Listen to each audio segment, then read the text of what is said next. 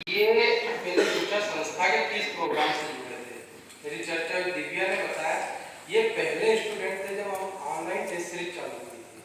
खुद post office जाते थे, कॉपी जमा करते थे, कॉपी यहाँ आती थी, यहाँ चेक होती थी और फिर जाती थी और एनालिसिस करते थे, राइट।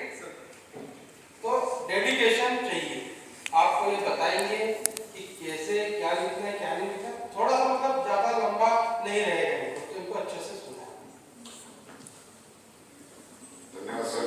अब मैं आप लोगों के बीच ज्यादा बाधा न बनते हुए राहुल पटेल जी को आमंत्रित करता हूं कि आप लोगों से रूबरू हों और आप उनसे मार्गदर्शन प्राप्त करें।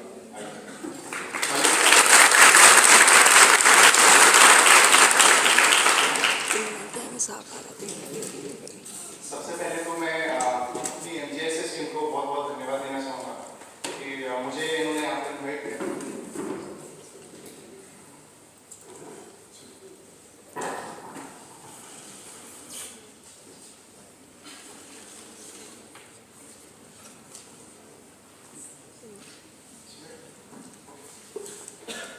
तो सबसे पहले तो मैं अपनी एमजीएसएस टीम को धन्यवाद देना चाहूँगा, उन्होंने मुझे यहाँ पे इन्वाइट किया और आप सब लोगों से इंटरेक्शन करने का, रूबरू होने का एक मौका दिया। सो उसके लिए बहुत बहुत धन्यवाद Rahul sir, Divya ma'am, Subodh sir. सबसे पहले मैं जस्ट अपना एक बैकग्राउंड दे देता हूँ, मैं कहाँ से हूँ, कैसे मैंने अपनी तैयारी की, कैसे मेरी इस जो जर्नी रही है किस प्रकार से थी, क्या चैलेंजेस थे और किस प्रकार से आप अपना हार्डवर्क और डेडिकेशन अगर आपके अंदर रहता है सो कुछ भी आपके लिए असंभव नहीं है। आप बहुत आराम से जो भी आपके गोल्स हैं उनको अचीव कर सकते हैं। मैं अपनी अगर मैं शिक्षा जो है हुई है मेरी 9th क्लास तक मैंने गांव से पढ़ाई की है सरकारी स्कूल से, और उस समय तक मुझे कुछ भी नहीं पता था कि क्या कॉम्पिटिटिव एग्जाम होते हैं, मुझे करना क्या है। यूजुअली आजकल तो इंटरनेट का टाइम है, आजकल बच्चों को शुरू से ही गाइडेंस मिलता है, परंतु मैं 2007-2006 उस समय जब मैं गाँव में रहता था उस समय मुझे कुछ भी नहीं पता था। क्योंकि पढ़ाई में ठीक था तो फिर घर से पापा ने बोला कि चलो एक काम करते हैं, जबलपुर भेज देते हैं पढ़ने के लिए। सो उसके बाद मैं जबलपुर चला गया। अगेन 10th 11th 12th मैंने सरस्वती शिशु मंदिर से पढ़ाई की, हिंदी मीडियम। 12वीं के बाद फिर अगेन मुझे नहीं पता कि मुझे करना क्या है। घर वालों ने बोला इंजीनियरिंग कर लेते हैं, इंजीनियरिंग का उस समय काफी क्रेज था। सो सिविल का पापा ने बोला कि सिविल इंजीनियरिंग से इंजीनियरिंग कराते हैं, पर सिविल की सीट नहीं मिली। पीईटी जो उस समय होता था एग्जामिनेशन, सो उसमें बहुत अच्छे मार्क्स नहीं थे। सो फिर मुझे मैकेनिकल की सीट मिली तो मैंने मैकेनिकल से इंजीनियरिंग कर लिया। अगेन कॉलेज के टाइम पर थर्ड ईयर आते आते मुझे पता चला कि अब जो है क्या करना है जॉब के लिए। सो उस समय जो है मैंने गेट का एग्जाम नाम सुना था। सो गेट के लिए मैंने थर्ड ईयर से जस्ट जबलपुर में बहुत ज़्यादा रिसोर्सेज और इंस्टीट्यूट नहीं है, सो वहाँ पर मैंने ऐसी प्रिपरेशन स्टार्ट की और उस समय 25 नंबर आए। 25 नंबर सुनने में बहुत कम लग रहे होंगे, परंतु उसका जो कट ऑफ होता है 22 नंबर रहता है, ठीक है, 22-23 नंबर जाता है गेट का कट ऑफ। सो मेरा जस्ट क्रैक हुआ था। फिर मुझे लगा कि इसमें हम आगे बढ़ सकते हैं। उस समय तक सिविल सर्विसेज मेरे दिमाग में कुछ भी नहीं था और फिर मैं 2013 का पास आउट हूँ और अपने बैच का टॉपर भी रहा हूँ। हिंदी माध्यम का होने के बाद इंग्लिश में पूरा इंजीनियरिंग की है और फिर मैं अपने बैच का टॉपर रहा हूँ। बताने का मोटिव बस यही है कि अगर आप कुछ करना चाहते हैं, लगन के साथ, डेडिकेशन के साथ करते हैं तो कुछ भी असंभव नहीं है, आप सब कुछ अचीव कर सकते हैं। मेरे साथ के जो लोग थे इंग्लिश मीडियम के बच्चे थे, फर्स्ट ईयर सेकंड ईयर में मेरा कुछ भी नहीं था, मैं बहुत पीछे था, लेकिन बस वही नहीं करना है, जो करना है बहुत अच्छे से करना है। सो मैं 2013 का अपने कॉलेज का बैच टॉपर हूँ और फिर 13-14 में मैं दिल्ली गया, वहाँ पर मैंने गेट की तैयारी की और ऑल ओवर इंडिया 370 रैंक था मेरा। सो उसके थ्रू मैं फिर बीपीसीएल में आया और पिछले 2014 ऑनवर्ड्स मैं भारत पेट्रोलियम में अभी काम कर रहा हूँ फिलहाल।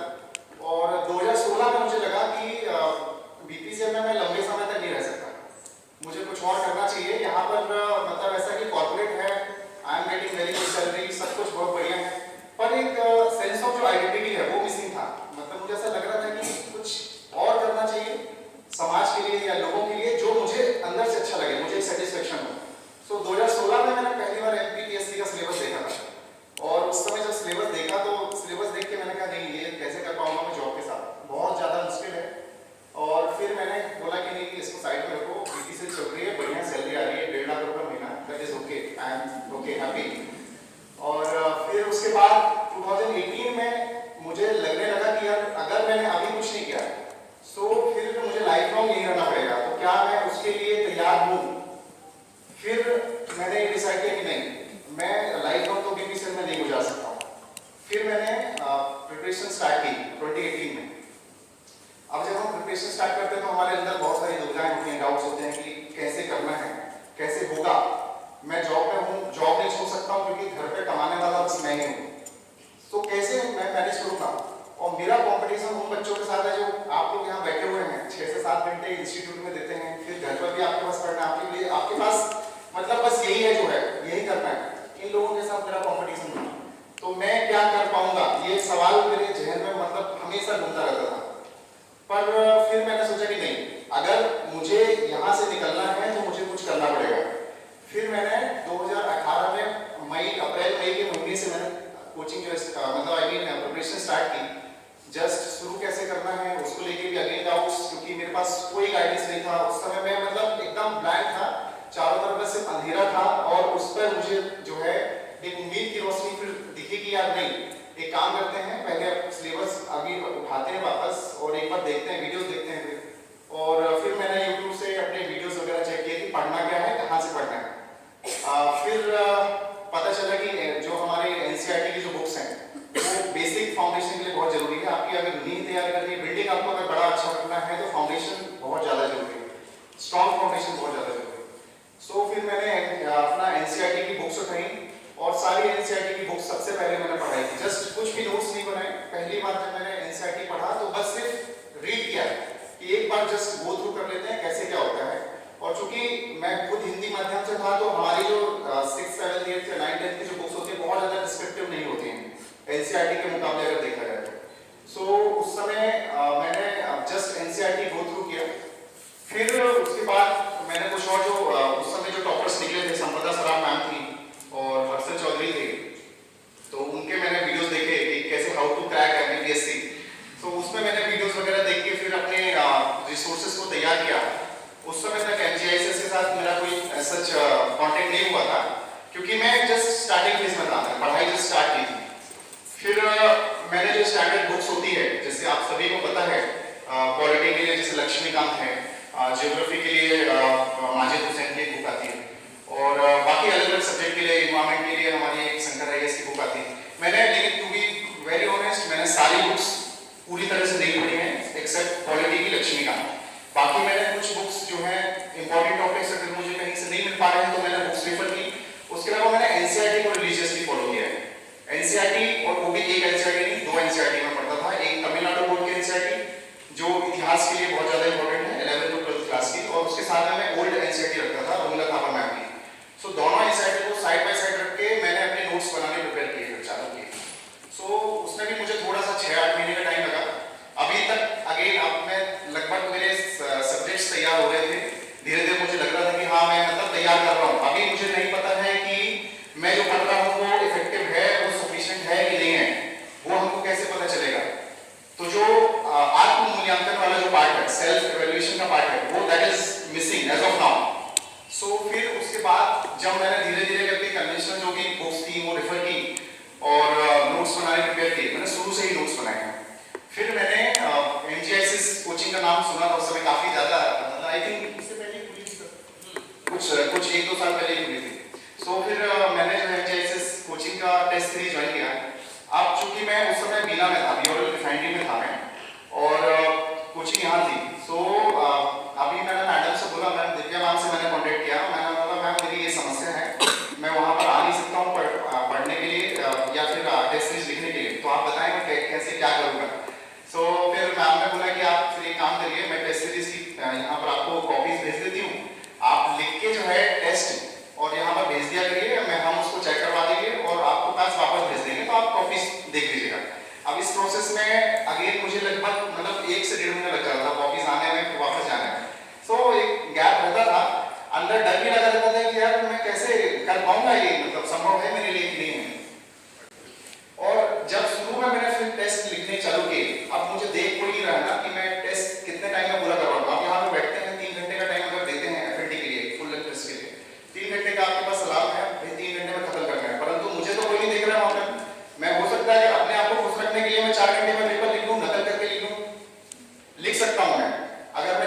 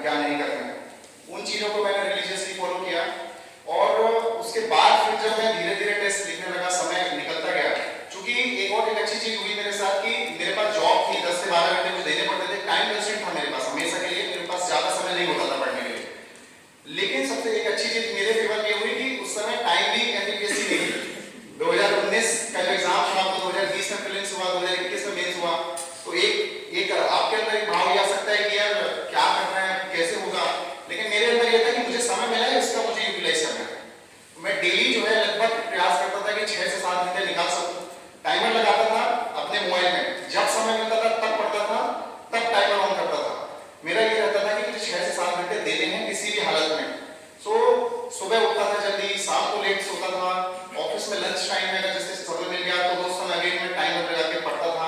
सब लोग कहते थे मेरे अगर मैं उनके सामने पढ़ूंगा तो again it will be a trouble for me. So मैं क्या करता था कि मतलब नोट्स की मैं डिजिटल कॉपीज फोटो बना लेता था 10-12 पेज या 10-12 पेज मुझे ऑफिस में खत्म करने किसी हालत में। तो लंच पीरियड में फिर मैं उसको जो है पढ़ता था कि यार ये खत्म करना है। उसके बाद मतलब अंदर से क्लियर आता था कि हाँ आज का जो टारगेट बनाया है वो मैंने कंप्लीट किया है।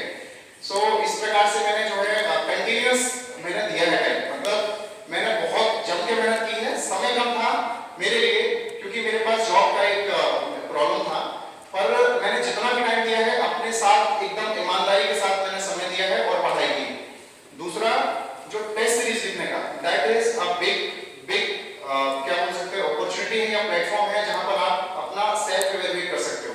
सो टेस्ट लिखना बहुत ज्यादा जरूरी है। आप कहीं भी लिखिए, जैसे लिखना हो लिखो, लेकिन आपकी तैयारी कितनी है, आप कितने गहरे पानी में हैं, ये आपको कभी पता चलेगा जब आप टेस्ट लिख रहे हैं।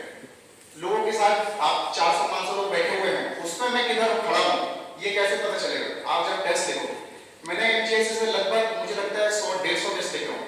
एक टेस्ट सीरीज खत्म होती थी, दूसरी चालू होती थी, दूसरी करता था, कंटिन्यू टेस्ट दिए मैंने, बहुत टेस्ट दिए।